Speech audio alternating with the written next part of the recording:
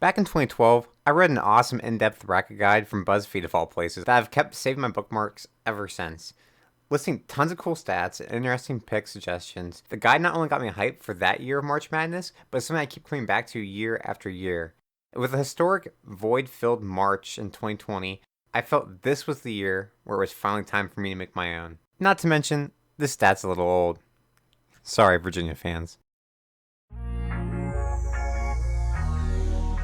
The tournament challenge is a way for people across the globe to compete by testing which teams they think will compete the best at the big dance. The bracket consists of 68 teams that are split up into 4 main regions: West, South, East, Midwest. Although the geographic regions mean something for which teams get to play in which arenas, in the case of Tournament Challenge, it's just a way to differentiate which quadrants you're going to hide from your friends when you're showing them your bracket. Now let's take the West region. If you strip away the teams for a second, teams are paired by rank in a way that gives those that earned a higher seed the path of least resistance all the way to the Final Four. The key to winning your bracket pool is to earn points by correctly guessing as many matchups as possible. Since the number of obtainable points remains the same from round to round, as the number of matches gets smaller, each round's point value goes up. For example, if you were to guess that number 1 seed would make it all the way to the Final Four, you would earn 10 points for a round of 32 contender, 20 points for them making it to the Sweet 16, 40 points for them making it to the Elite 8, and 80 points for them making it to the Final Four. Now let's say you made the same prediction, but this time your number 1 seed got upset by a 4 seed in the Sweet 16. You would still earn 10 points for a correct round of 32 finisher and 20 points for them making it to the Sweet 16, but you'd miss out on an opportunity loss of 120 points, as not only did your team not make it to the Elite 8, but they also have no chance of making it to the Final Four. This means that in years where upsets are more common, those that pick the Cinderella story to go all the way have a higher chance of earning more points than those that play it safe. Take this example. If you guessed the 7 seed to make it all the way to the Final Four, you would have earned 150 points. Whereas someone who might have played it safe and chose a 2 seed to make it to the Final Four would have only got stuck with 10. Despite it might looking unrealistic, this is actually a true story that played out in 2014, and bonus points to those that can leave the team that made that run in the comments below. In order to fill out the perfect March Madness bracket, you first need to get into the right headspace, and for that, I pull out some old school classics. And of course, we're going to be the Hackers, because that's ironic. We'd like to welcome you today to the Shuffler Elementary School Fieldhouse for today's match between the Hackers and the Rim Rattlers.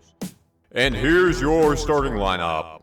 For the Hackers, at guard, Dante Robinson. At forward, Ernie Steele. And starting at center, yours truly, Jorge Garcia. And they won't even show up. Where is everybody? I can hear them, but I can't see them.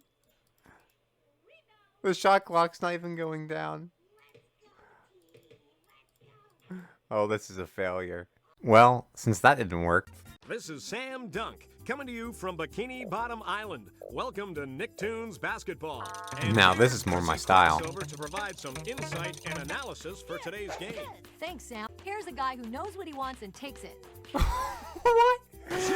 I think Nickelodeon's gonna want that one-liner back. As many of you know, the odds of getting a perfect March Madness bracket are basically non-existent. The actual odds is 1 in 9.2 quintillion.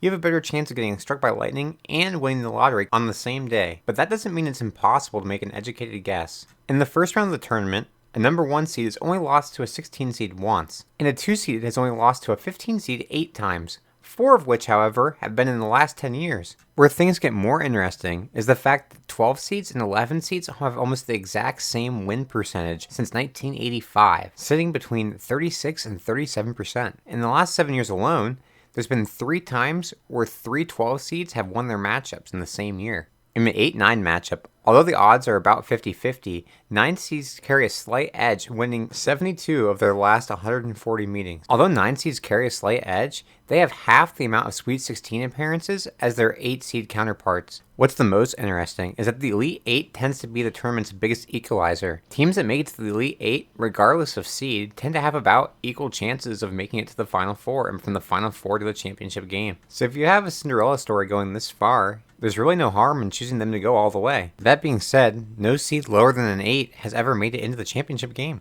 To have a well-balanced bracket, try to pick between 6 and 10 upsets in the first round, and try to have teams whose seeds add up to 11 who make it into the Final Four. But there are plenty of other ways to fill a March Madness bracket other than just stats. You can flip a coin 63 times.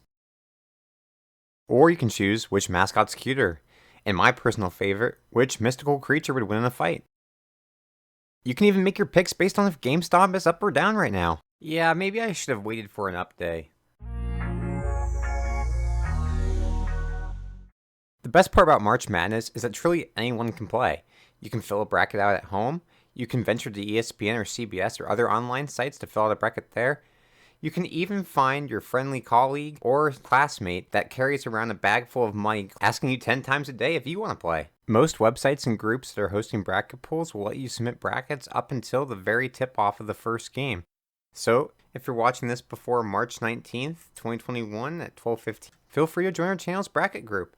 You can either check on the link in the description below, or head on over to ESPN and search for Way Too Smart. It's a public group with no password. I'd love to see what kind of bracket combinations you have, so make sure to leave a name that's relevant to how you picked your brackets. Thank you to everybody that made it through the end. I wish you the best of luck with your picks.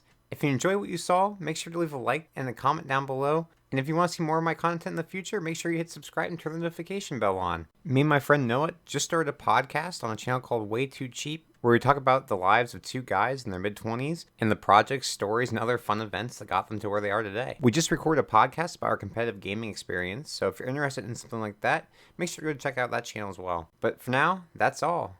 I'll see you all next week. Take care, everybody. Have a good one. Bye.